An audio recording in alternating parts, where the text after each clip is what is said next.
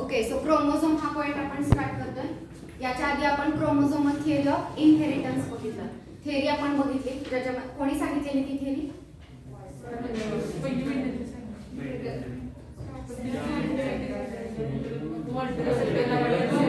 Walter आणि सटन. म्हणजे फायनल जी आपण थिअरी बघितली ती बोवेरी, सटन आणि बोवेरी या सायंटिस्टची आपण थिअरी बघितली. काय थिअरीमध्ये पॉईंट सांगितले तुम्हाला? First is carrier of genetic material. Chromosome genetic मटेरियलचा कॅरियर आहे. Next chromosome are present in pair. Pair मध्ये प्रेझेंट असतात. Next okay, during in gamete किंवा मिओसिस मध्ये होमोलोगस पेअर जी आहे ती सेग्रिगेट होते आणि गॅमेट मध्ये पेअर पैकी एकच क्रोमोझोम प्रेझेंट असतो. आणि पुन्हा डिप्लॉइड स्टेट कधी रिस्टोर होते? जेव्हा गॅमेटचं फर्टिलायझेशन होतं, फ्युजन होतं, पुन्हा डिप्लॉइड स्टेट येते, दोन्ही क्रोमोझोम पुन्हा गेन होतात. ओके, तर हे पॉइंट आपण त्या थिअरीमध्ये बघितले. नेक्स्ट आता आपण क्रोमोझोमचं स्ट्रक्चर पाहणार आहोत. सो त्याचे सगळे डिटेल व्यवस्थित समजून घ्या आणि सगळ्यांना पहिल्यांदा हे माहिती असू द्या की क्रोमोझोम कशापासून बनलेला आहे. ओके, डीएनए, हिस्टोन प्रोटीन आणि नॉन हिस्टोन प्रोटीन. म्हणून मी तुम्हाला विचारलं की तुमचं पॅकेजिंग झालेलं आहे का, डीएनएचं पॅकेजिंग झालेलं आहे का. सो डीएनए जो आहे डबल स्टँडर्ड स्ट्रक्चर आहे, हेलिकल म्हणजे लॅडर लाईक स्ट्रक्चर आहे आणि ही जी लॅडर आहे ती ट्विस्ट होते, टर्न होते आणि हेलिक्स लाईक स्ट्रक्चर तयार होतं. तर त्याच्यामध्ये दोन एंड्स असतात, तुम्हाला माहिती आहे कोणते दोन? हा, 5 प्राईम आणि 3 प्राईम असे दोन एंड प्रेझेंट असतात. तर हा डीएनए जर पूर्ण अनवाइंड केला तर त्याची लेंथ काही किलोमीटर लांब सुद्धा असू शकते. सो एवढा मोठा डीएनए स्मॉल न्यूक्लियस मध्ये फिट करण्यासाठी त्याचं काय केलेलं आहे? कॉइलिंग केलंय किंवा त्याचं पॅकिंग केलेलं आहे आणि त्याच्या पॅकिंगच्या वेगवेगळ्या स्टेप्स आहेत. सो पहिल्यांदा काय केलं जातं? कसं पॅक होतो डीएनए? पहिलं जे पॅकिंगचं स्ट्रक्चर तयार होतं ते बीड्सचं स्ट्रक्चर असतं का? हिस्टोन प्रोटीन माहितीये? 8 हिस्टोन प्रोटीनचा ऑक्टोमर तयार होतो आणि त्या हिस्टोन भोवती काय केला जातो? डीएनए वाइंड केला जातो. येस, तर निगेटिव्हली चार्ज डीएनए आणि पॉझिटिव्हली चार्ज ऑक्टोमर, तर ते एकमेकांभोवती ते वाइंड होतात. किती टर्न करतो ऑक्टोमरच्या बाजूला डीएनए? किती टर्न होतात डीएनएचे? ठीक आहे, तुम्ही पॅकिंग बघा ते पुन्हा एकदा रीड करून. सो त्या पॅकिंग मध्ये तुम्हाला दिलेलं आहे की डीएनए टाइटली पॅक जेव्हा होईल तेव्हा त्याचं असं क्रोमोझोमचं स्ट्रक्चर जे आहे ते फॉर्म होणार आहे. हा क्रोमोझोम आपण इथे स्टडी करणार आहोत. So first, filamentous body in eukaryotic cell. Chromosome is filamentous body in eukaryotic cell. So eukaryotic cell मध्ये असणारी ही फिलामेंटस बॉडी आहे. यूकॅरियोटिक का म्हटलंय? असं म्हटलेलं आहे filamentous body in cell, living cell. Living cell मध्ये नाही, फक्त यूकॅरियोटिक सेल म्हटलंय. प्रोकॅरियोट मध्ये नसतो का? प्रोकॅरियोट मध्ये मग काय असतं? प्रोकॅरियोट मध्ये प्रोकॅरियोट मध्ये जेनेटिक मटेरियल असतं की नाही? असतं. ओके, काय आहे प्रोकॅरियोटचं जेनेटिक मटेरियल? DNA, RNA. काय आहे? आरएनए. प्रोकॅरियोटचे एक्झाम्पल सांगा. बॅक्टेरिया. बॅक्टेरियाकडे डीएनए असतो का? असतो, सिंगल डीएनए असतो. आणि आपला जो डीएनए आहे तो कसा आहे? लिनियर आहे. त्यांचा जो डीएनए आहे तो सर्क्युलर असतो, डायरेक्टली सायटोप्लाझम मध्ये प्रेझेंट असतो. न्यूक्लियसच्या बाजूला न्यूक्लियर मेम्ब्रेन हे कव्हरिंग नसतं. तर यूकॅरियोटिक सेल मध्ये जी फिलामेंटस बॉडी आहे त्याला आपण क्रोमोझोम असं म्हणतो. आणि क्रोमोझोम ही जी टर्म आहे सगळ्यात पहिल्यांदा वॉल्डेयर या सायंटिस्टनी कॉइन केलेली आहे. सो हा वर्ड नीट लक्षात ठेवा. Next, size of chromosome varies from species to species. क्रोमोझोमचा साइज जो आहे तो स्पेसिस टू स्पेसिस व्हॅरी होतो. याच्यामध्ये सगळ्यात फर्स्ट आपल्याला क्रोमोझोम विजिबल कधी होतो? Yes, we can see chromosome in metaphase. तर त्यांनी दिलेले की मेटाफेजिक क्रोमोझोम जो आहे, मेटाफेजिक क्रोमोझोम त्याची लेंथ किती सांगितलेली आहे? 0.1 to 33 मायक्रोमीटर आणि त्यानंतर त्याचा थिकनेस दिलेला आहे 0.2 मायक्रोमीटर. ओके, मला सांगा मेटाफेजिक डीएनए किंवा मेटाफेजिक क्रोमोझोमचं का दिलेलं आहे? आपल्याला क्रोमोझोम कोणत्या फेज मध्ये विजिबल होतो? मेटाफेज मध्ये. त्याच्या आधी का नाही होत? तेव्हा कंडेन्सेशन स्टार्ट झालेलं असतं. कोणत्या फेज मध्ये? प्रोफेज मध्ये. मग आपण शिकलो प्रोफेज, मेटाफेज, एनाफेज, टेलोफेज. त्या कॅरिओकायनेसिसच्या फेज आहेत. सो सेल सायकल जे आपण पाहतोय तिच्या सायकल मध्ये किती फेजेस? आपण मेन दोन पार्ट करतो. एक असते इंटरफेज आणि दुसरी असते एम फेज किंवा मायटोटिक फेज. इंटरफेज मध्ये पुन्हा तीन फेजेस आहेत. G1 phase, S phase, G2 phase. आणि मायटोसिस मध्ये आपण हे केलेले. सो या सगळ्या ह्याच्यामध्ये आपला जो डीएनए आहे किंवा तो जो क्रोमोझोम आहे तो विजिबल नाहीये. तो विजिबल एक्झॅक्टली सपोज ही प्रोफेज असेल तर मेटाफेज मध्ये क्लिअरली आपल्याला तो मायक्रोस्कोप मध्ये दिसतो. क्वेश्चन असा आहे की मग आधी का नाही दिसत? तुम्ही सांगितलं त्याचं कंडेन्सेशन कधी होतंय? प्रोफेज मध्ये. त्याचं कॉइलिंग त्यावेळी होतंय. आधी कसा असतो?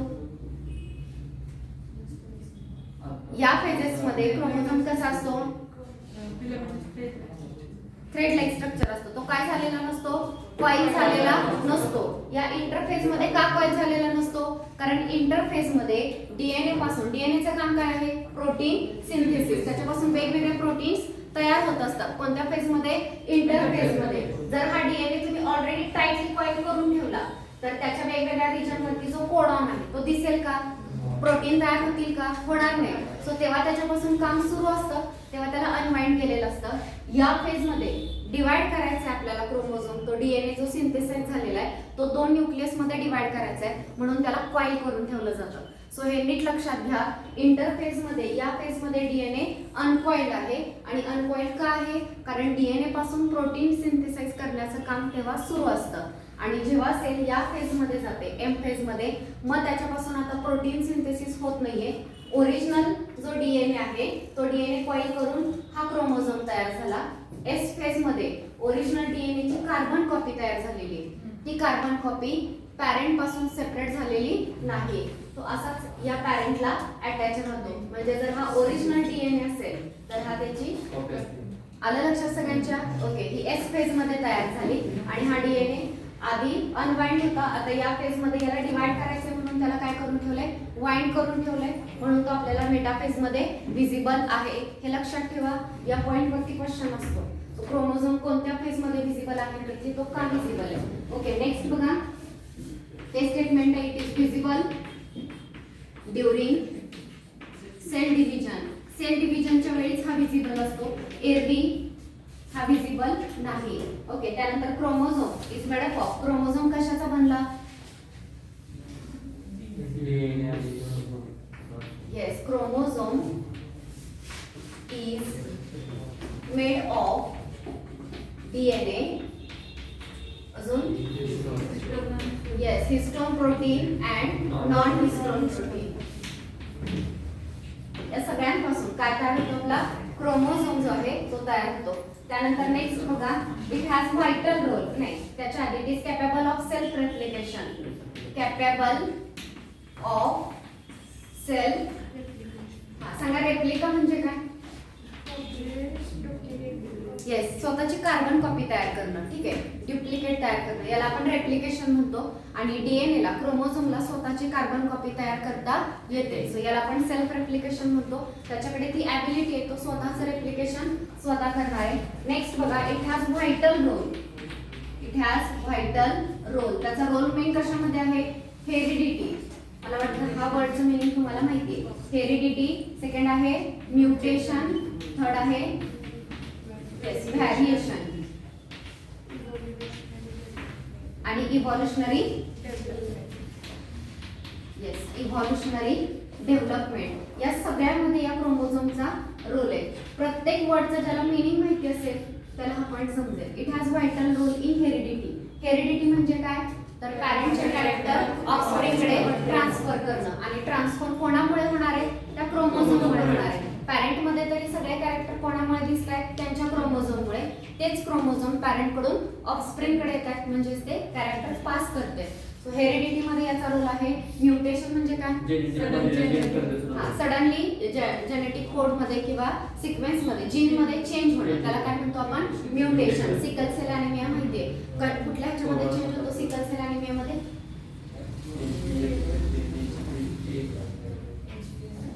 सिकल सेल ॲनिमिया हिमोग्लोबिनशी रिलेटेड डिसीज आहे. हा, त्याच्यामध्ये पण म्युटेशन होतं, फक्त एक अमिनो ऍसिड चेंज होतो. कोणत्या अमिनो ऍसिड ऐवजी कोणता अमिनो ऍसिड ऍड होतं? हा, कोणीतरी सांगते. एसच्या जागी मी अमिनो ऍसिड विचार असं नाही दिलेलं का व्हॅरियंट त्याच्याऐवजी हे ऍड झालं असं काही दिलेलं नाहीये. एक अमिनो ऍसिडची फक्त चेंज होते त्या ठिकाणी, फक्त एक अमिनो ऍसिड चेंज झाल्यामुळे हिमोग्लोबिनचा शेप सिकल सारखा होतो आणि सिकल सारखा झाल्यामुळे ते फ्लो होत नाही व्यवस्थित, ब्लॉक होतात ब्लड वेसल्स. असंच आहे ना की नाही आहे तसं?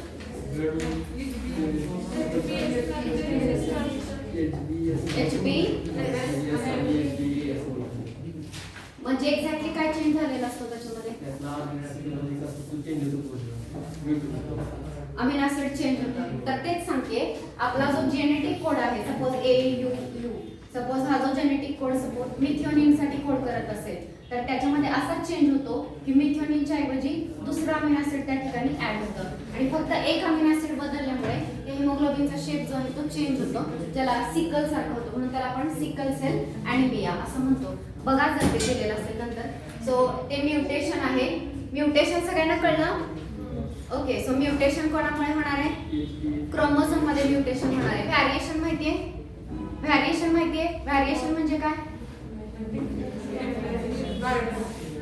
हा, व्हॅरिएशन म्हणजे नवीन कॅरेक्टर जे आहेत ते ऍड होणं, त्याला आपण व्हॅरिएशन म्हणतो.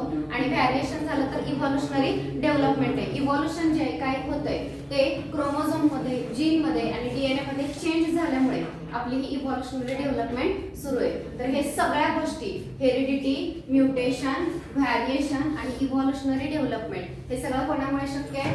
क्रोमोझोममुळे. तर क्रोमोझोम बद्दल हे इंट्रोडक्टरी पॉइंट दिले.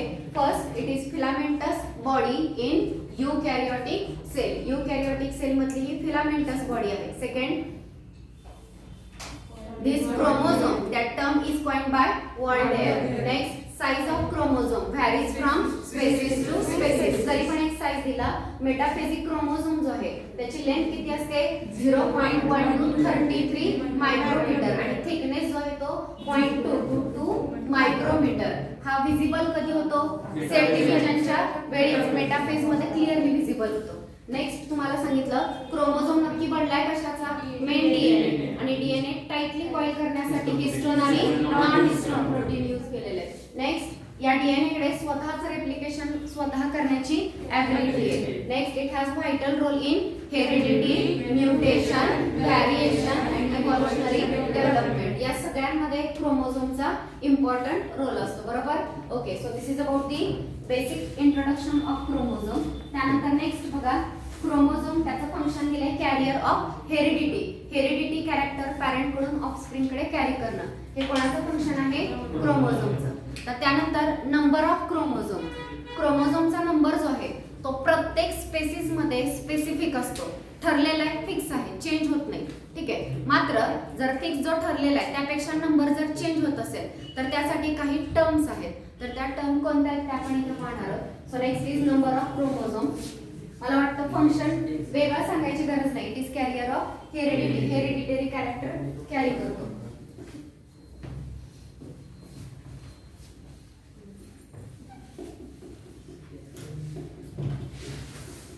हा पॉइंट समजून घ्या. नंबर ऑफ क्रोमोझोम याच्यावरती क्वेश्चन असतो.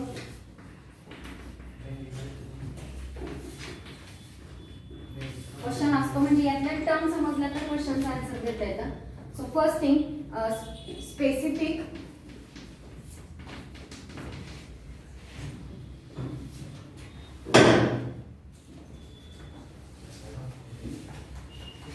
number of chromosome is specific and constant in particular species. प्रत्येक पर्टिक्युलर स्पेसिस मध्ये दोन गोष्टी आहेत. एक नंबर जो आहे तो स्पेसिफिक आहे, ठरलेला आहे की किती क्रोमोझोम असतात आणि तो नंबर जो आहे तो कॉन्स्टंट राहतो, तो चेंज होत नाही. जसं ह्युमन बीइंग, ह्युमन या स्पेसिस मध्ये नंबर ऑफ क्रोमोझोम किती आहे? किती असतात आपल्याकडे क्रोमोझोम 46. तो 46 हा नंबर आहे आणि तो कॉन्स्टंट राहणार आहे, चेंज होत नाही. जनरेशन कुठलीही जनरेशन घ्या, त्या जनरेशन मध्ये क्रोमोझोम आपल्याकडे 46 असणार आहे. सो हे पहिलं स्टेटमेंट काय सांगताय, number of chromosome is specific, fix ठरलेला आहे आणि तो कॉन्स्टंट राहणार आहे, चेंज होणार नाही. सो हे फर्स्ट स्टेटमेंट बघा. Next, it has great importance in phylogenetic study. Phylogenetic study म्हणजे काय, फायलोजेनी म्हणजे काय, evolutionary okay, study of evolution किंवा वंशावळ जशी सांगतो आपण की यांच्यापासून हे इव्हॉल्व झाले, त्यांच्यापासून ते, हे स्टडी जो आहे फायलोजेनेटिक स्टडी. या स्टडीमध्ये क्रोमोझोमचा नंबर जो आहे तो इम्पॉर्टंट रोल प्ले करतो. क्रोमोझोमच्या नंबरवरून सुद्धा इव्हॉल्युशन जे आहे त्याचा सिक्वेन्स सांगता येतो. सो फायलोजेनेटिक स्टडीमध्ये number of chromosome it play important role. Next, ploidy. Ploidy या वर्डचं मिनिंग समजून घ्या. Ploidy means degree of repetition, degree of repetition of basic number of chromosome in cell.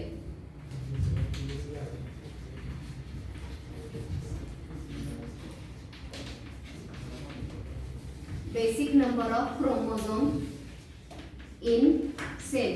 Cell मध्ये क्रोमोझोमचा नंबर जो आहे तो किती रिपीट होतोय त्याला म्हटलं जातं प्लॉइडी. रिपीट म्हणजे कसं बघा, फॉर एक्झाम्पल ह्युमन बीइंग मध्ये 46 जर क्रोमोझोम असतील तर या कंडिशनला आपण कसं इंडिकेट करतो, कसं इंडिकेट करतो, 2n.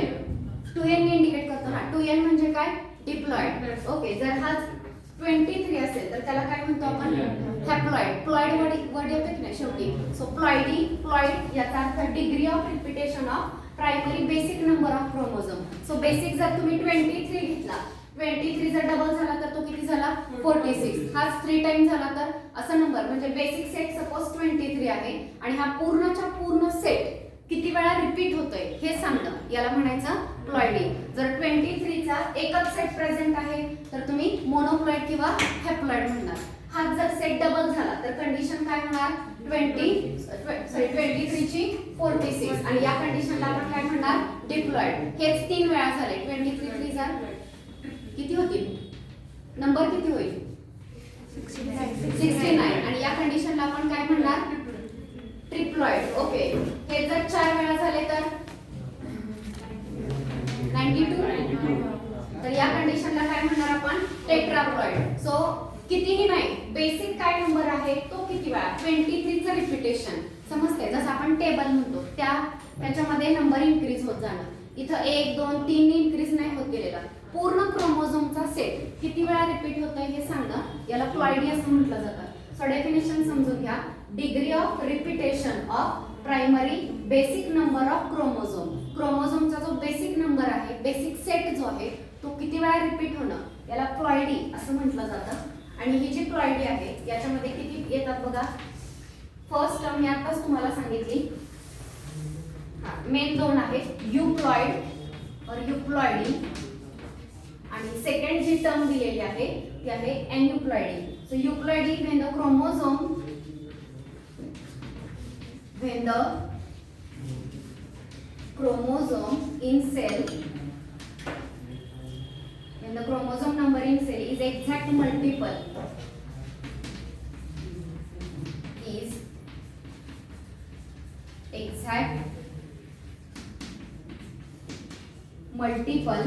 of the primary basic number, of the primary basic number, then it is called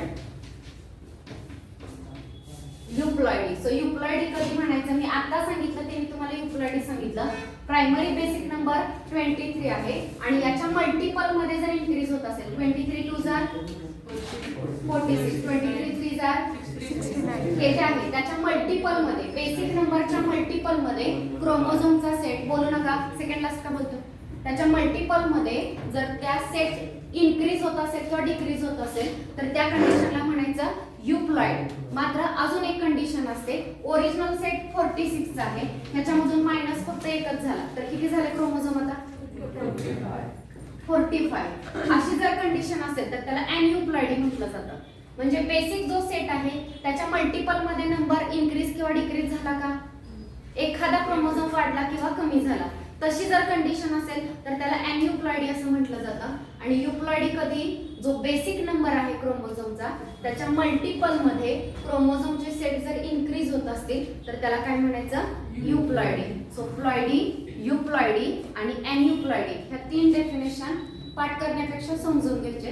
ploidy is degree of repetition of primary basic number of chromosome. Euploidy when the number of chromosome number in cell exact multiple पाहिजे. म्हणजे कसा number पाहिजे, odd की even, multiple पाहिजे. एवढं लक्षात ठेवा. कसा पाहिजे, तेवढ्या याच्यामध्ये पटीने तेवढा इन्क्रीज झाला पाहिजे. 1D कमी झाला, 2D 3D कमी झाला असं नाही. बेसिक नंबरच्या मल्टिपल मध्ये इन्क्रीज किंवा डिक्रीज दोन्ही चालेल. तसं जर होत असेल तर युप्लॉइडी. आणि युप्लॉइडी मध्ये किती कंडिशन येतात, आता सांगितलेल्या सगळ्या, जसं की monoploidy, it is also called as haploid. Second कुठली कंडिशन आहे, डिप्लॉइड. थर्ड नाही, ट्रिप्लॉइड दिली आहे ना, ट्रिप्लॉइड. हा, त्याचा डायरेक्ट पॉलीप्लॉइड दिली चार्ट मध्ये. आणि लास्ट आहे टेट्राप्लॉइड. आणि या कंडिशन मेन्शन करण्यासाठी मोनोप्लॉइडला आपण n यूज करतो, डिप्लॉइडला 2n, ट्रिप्लॉइडला 3n आणि टेट्राप्लॉइडला 4n. या वेळी आपण इंडिकेट करतो. So this is about the euploidy. Euploidy is the when the number of chromosome in the cell is exact multiple of primary basic number. जो basic number आहे क्रोमोझोमच्या त्याच्या exact multiple मध्ये असतील तर काय म्हणायचं त्याला, युप्लॉइडी. जेव्हा तुम्ही 46 म्हणता तेव्हा ही काय आहे, युप्लॉइड कंडिशन आहे. प्रायमरी बेसिक नंबर किती आहे, 23 2 जार 46 मल्टिपल मध्ये. पण जर 47 असेल तर म्हणणार का तुम्ही युप्लॉइडी, नाही म्हणणार. एक्झॅक्ट मल्टिपल मध्ये तो येत नाही, मल्टिपलच्या एक एक्स्ट्रा आहे इथं. ठीक आहे. सो युप्लॉइडी, नंतर नेक्स्ट आहे अनयुप्लॉइडी.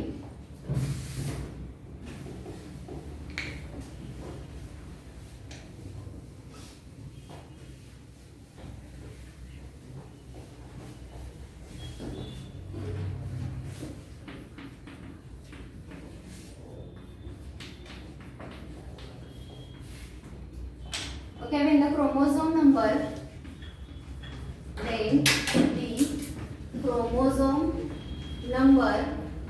is not exact multiple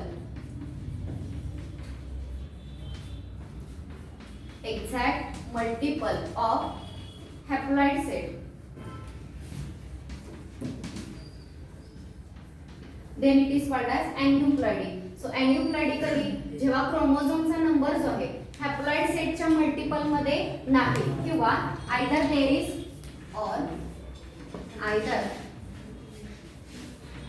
is addition or deletion of one or more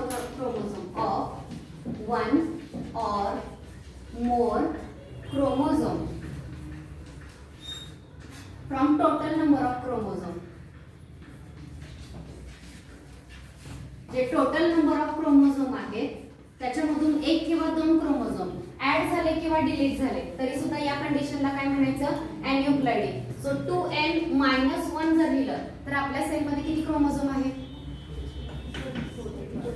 किती आहे, 45. कारण 2n म्हणजे किती असतात, 46. -1 केला तर किती राहतील, 45. आलं लक्षात. सो या फॉर्मॅट मध्ये अॅन्युप्लॉइडीची कंडिशन रिप्रेझेंट केली जाते. सो तुम्हाला प्लॉइडी ही कन्सेप्ट समजली का? सो प्लॉइडी टर्मचं मीनिंग काय सांगणार तुम्ही, प्लॉइडी म्हणजे काय?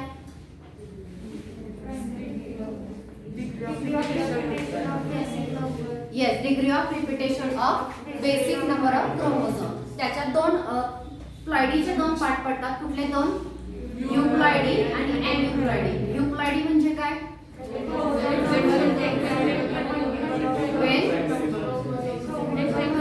when chromosome number is exact multiple of basic primary number of chromosome, then it is called as euploidy. आणि युप्लॉइडी मध्ये काय काय सांगितलं? मोनोप्लॉइडी म्हणजेच haploid, next diploid, next triploid, next tetraploid, polyploid असे किती सेट तुम्ही इन्क्रीज करू शकता. आणि दुसरं काय सांगितलं? एन्युप्लॉइडी. एन्युप्लॉइडी म्हणजे okay, when the number of chromosome is not exact multiple of basic primary basic number of chromosome, or if there one or more chromosome is added or deleted from total set, then it is called as aneuploidy. मी एक example दिलं या पद्धतीचे. तुम्ही कोणते disease शिकलेला आहात? Turner syndrome, Klinefelter syndrome. Sex chromosome female मध्ये कोणते असतात? एक्स आणि मेल मध्ये असतात एक्स आणि वाय. तर ज्यांच्यामध्ये ते डिसीजेस झालेले त्यांच्यामध्ये कंडिशन असते अशी असते की सोमॅटिक क्रोमोझोम सगळे, पण सेक्स क्रोमोझोम सपोज 2 एक्स असले पाहिजे त्याऐवजी फक्त सपोज एकच एक्स आहे, किंवा एक्स एक्स वाय म्हणजे एक क्रोमोझोम एक एक्स क्रोमोझोम एक्स्ट्रा आहे. सो एखादा कमी असणं किंवा एखादा एक्स्ट्रा असणं, किंवा 21st क्रोमोझोम सोमॅटिक क्रोमोझोम आहे त्याचे ऍक्च्युली 2च सेट असले पाहिजेत, 21 2 होमोलोगस क्रोमोझोम असले पाहिजेत त्याऐवजी 3 असतील. ठीक आहे, तर अशाही कंडिशन मध्ये डिसीजेस वेगवेगळे पाहायला मिळतात. सगळ्यांना हे समजलं? Yes. So this is about the number of chromosome. हे आपण बघितलं नंबर. आधीची बेसिक इन्फॉर्मेशन आठवते सगळ्यांना? फिलामेंटस बॉडी आहे युकॅरियोटिक सेल मधली. क्रोमोझोम ही टर्म कोणी कॉइन केली? वॉल्डेर या सायंटिस्टनी. क्रोमोझोम कशापासून बनलेला आहे? हिस्टोन प्रोटीन आणि नॉन हिस्टोन प्रोटीन. नेक्स्ट, हा जो क्रोमोझोम आहे तो विजिबल कधी होतो? मेटाफेज सेल डिव्हिजनच्या मेटाफेजला. क्रोमोझोमचा साइज सगळीकडे सेम आहे का? Varies from species to species. Metaphasic क्रोमोझोमची लेंथ आणि थिकनेस किती असतो? 33 मायक्रोमीटर आणि थिकनेस 0.22 मायक्रोमीटर. हे लक्षात आलं सगळ्यांच्या? ओके. अजून काय सांगितलं की ह्याचा रोल नक्की कशामध्ये? Heredity, mutation, variation, evolutionary development या सगळ्यांमध्ये आपल्या क्रोमोझोमचा रोल आहे. मग नेक्स्ट आपण फक्त क्रोमोझोमचा नंबर काय त्याच्याशी रिलेटेड इन्फॉर्मेशन. सो त्यात तुम्हाला प्लॉइडी, युप्लॉइडी, एन्युप्लॉइडी, हॅप्लॉइड और मोनोप्लॉइड, डिप्लॉइड, ट्रिप्लॉइड आणि टेट्राप्लॉइड ह्या कंडिशन लक्षात ठेवायचे. चार्ट सगळ्यांसमोर आहे बुक मध्ये. आता तो चार्ट फक्त बघा.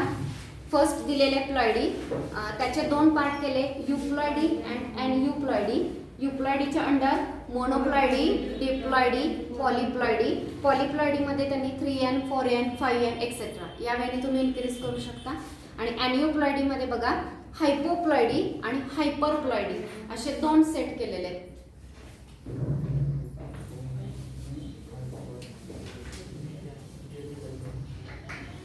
सो फर्स्ट दिला प्लॉइडी, याचे आपण 2 पार्ट केले. फर्स्ट पार्ट आहे युप्लॉइडी आणि सेकंड पार्ट आहे एन्युप्लॉइडी. एन्युप्लॉइडीचे पुन्हा 2 पार्ट आहेत. कुठले 2 पार्ट केले? हायपोप्लॉइडी. हायपो आहे ना पहिला, हायपोप्लॉइडी आणि सेकंड इज हायपरप्लॉइडी. ओके. हायपोप्लॉइडी आणि हायपरप्लॉइडी पुन्हा याच्यामध्ये 2 पार्ट केलेले आहेत. तर त्याच्यामध्ये हायपोप्लॉइडी जो आहे याच्यामध्ये मोनोसोमी आणि नलिसोमी. मोनोसोमी मध्ये काय केलेले आहे? 2n-1. डिप्लॉइड सेट मधून किती क्रोमोझोम कट होतात? एक क्रोमोझोम जर कट झाला तर त्याला म्हणायचं मोनोसोमी. आणि नलिसोमी कधी म्हणायचं? 2n-2. येस. डिप्लॉइड सेट मधून जर 2 क्रोमोझोम कट झाले तर ती नलिसोमी ही कंडिशन झाली. हायपरप्लॉइडी याच्यामध्ये कोणत्या 2 दिलेले आहेत? ट्रायसोमी आणि टेट्रासोमी. येस, 2 दिलेले आहेत. एक आहे ट्रायसोमी आणि तिसरा आहे टेट्रासोमी. ट्रायसोमी आणि टेट्रासोमी. ट्रायसोमी मध्ये काय सांगितलं?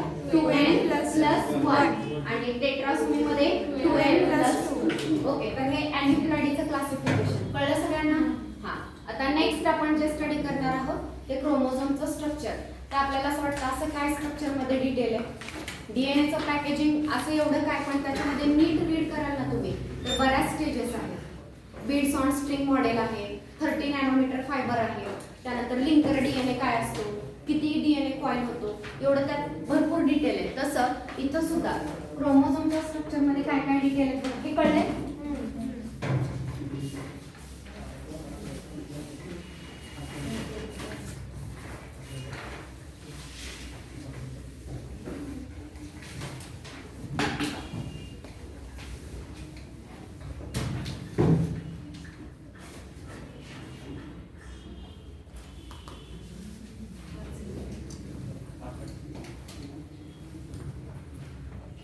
So next is structure of chromosome. State बोर्डला याच्यावरती क्वेश्चन असतो, जे बोर्डच्या एक्झामला क्रोमोझोमचं स्ट्रक्चर ड्रॉ करण्यासाठी सुद्धा विचारतात आणि हे पॉइंट सुद्धा विचारतात थिअरीला. क्रोमोझोमचं स्ट्रक्चर ड्रॉ करण्यासाठी बघा तुम्ही त्यात जी दिलेली डायग्राम आहे, डायग्राम काढायला काहीच अवघड नाही, पण लेबल खूप आहेत त्याच्यामध्ये, तर ते सगळ्या प्रत्येक लेबलचं मिनिंग समजलं तर ते सगळं लक्षात राहणार आहे. So आपल्याला तेच डिटेल समजून घेते. First, in metaphase chromosome is visible. हे आधी पण आपण पाहिलं. In metaphase chromosome is visible. Chromosome visible कधी होतोय? मेटाफेज मध्ये विजिबल होतो. नेक्स्ट, का विजिबल होतो? It is highly condense. Complete याचं कंडेन्सेशन झालेलं असतं म्हणून तो विजिबल होतो. नेक्स्ट, हा जो क्रोमोझोम आहे याच्यामध्ये टू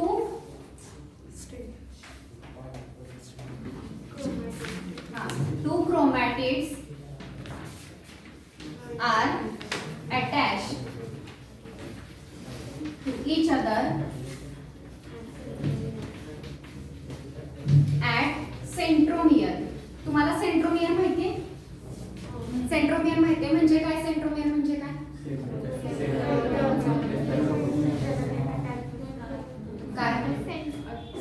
सेंटरचा पॉइंट. प्रायमरी कॉन्स्ट्रिक्शन, जिथं क्रोमोझोम कॉन्स्ट्रिक्ट झालेला आहे त्या रिजनला आपण काय म्हणतो?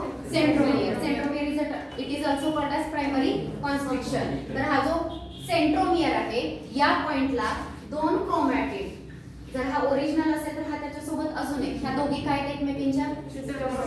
Sister chromatid. ओके, हे नीट लक्षात घ्या. ह्या दोघी एकमेकींच्या सिस्टर क्रोमॅटिड आणि एकमेकींना अटॅच कोणत्या पॉइंटला झालेले आहेत? सेंट्रोमियर.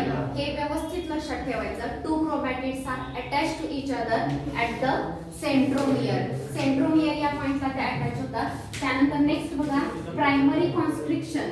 आता वर्ड वापरला प्रायमरी कॉन्स्ट्रिक्शन. हे माहिती आहे तुम्हाला? प्रायमरी कॉन्स्ट्रिक्शन माहिती आहे का? Yes or no? नाही माहित ना? आता सेंट्रोमियर सांगितलं की centromere is also called as primary constriction. सेंट्रोमियरलाच प्रायमरी कॉन्स्ट्रिक्शन म्हणायचं. So primary constriction consist of disc shape protein. Primary constriction जो आहे त्याच्यामध्ये डिस्क शेप प्लेट लाईक म्हटलेले, ते प्रोटीन वगैरे वर यूज केलेलं नाहीये, पण ते प्रोटीन पासूनच बनलेले आहे आणि याला कायनेटोकोर असं म्हणतात. आधी ऐकलंय का तुम्ही कायनेटोकोर? हा, सांगा कुठे ऐकला कायनेटोकोर? सेल डिव्हिजन मध्ये. काय रोल असतो कायनेटोकोरचा? एक्झॅक्टली. जर ह्या दोन सिस्टर क्रोमॅटिड आहेत आणि सेंट्रोमियर या पॉइंटला त्या अटॅच झालेल्या आहेत एकमेकींना, तर सेंट्रोमियरच्या इथेच डिस्क शेप प्लेट लाईक एक प्रोटीनेशियल स्ट्रक्चर आहे आणि या स्ट्रक्चरला काय म्हणायचं? कायनेटोकोर. या क्रोमॅटिडला स्वतःचा कायनेटोकोर असतो, तसंच या क्रोमॅटिडला सुद्धा स्वतःचा कायनेटोकोर असतो. या पोल पासून स्पिंडल फायबर तयार होणार आहे, इकडूनही स्पिंडल फायबर तयार होणार आहे. या बाजूचा स्पिंडल फायबर या क्रोमॅटिडच्या कायनेटोकोरला अटॅच होणार, या बाजूचा स्पिंडल फायबर या क्रोमॅटिडच्या कायनेटोकोरला अटॅच होणार. समजलं? सो कायनेटोकोरचा रोल काय आहे? त्याला स्पिंडल फायबर अटॅच होणार आहे. कधी? जेव्हा त्या सिस्टर क्रोमॅटिडला एकमेकींपासून सेपरेट करायचे. आता जेव्हा ह्यांना खेचलं जातं तेव्हा हे इथं स्प्लिट होतो, सेंट्रोमियर. स्प्लिट होऊन होतो सेंट्रोमियर. हा इथं कायनेटोकोर अटॅच आहे असं समजा आणि हे ते आर्म दोन, बरोबर का? खेचताना पुढे कोण जातो? सेंट्रोमियर. आणि मागे कोण ट्रेल करतात? या आर्म जे आहेत त्या मागे ट्रेल करतात, बरोबर का? येस. कायनेटोकोर समजला? कायनेटोकोर कुठे आहे? सेंट्रोमियरच्या वरती. डिस्क शेप स्ट्रक्चर आहे ज्याला कायनेटोकोर म्हटलं जातं. तिथं दिलंय बघा खाली, spindle fibre attach at spindle fibre attach at kinetochore. Kinetochore या पॉइंटला स्पिंडल फायबर जे आहेत ते अटॅच होतात. ओके, आता आपण एक कॉन्स्ट्रिक्शन स्टडी केलं. कोणतं? प्रायमरी कॉन्स्ट्रिक्शन आणि त्याच्यावरती कायनेटोकोर सांगितलं. असंच अजूनही कॉन्स्ट्रिक्शन असतात. Secondary constriction, tertiary constriction. मग ते कॉन्स्ट्रिक्शन म्हणजे काय आहे? तुम्ही न्यूक्लियस मध्ये न्यूक्लिओलस सगळे सांगता, माहिती आहे ना? न्यूक्लियसच्या आत न्यूक्लिओलस असतो. न्यूक्लियसच्या पण सेंटरला अजून एक डार्क बॉडी दिसते जिला न्यूक्लिओलस म्हटलं जातं. त्या न्यूक्लिओलस मध्ये काय असतं? हा, सगळा डीएनएच आहे. मग न्यूक्लिओलस असा वेगळा काय? ती एक वेगळी बॉडी का दिसते डार्क?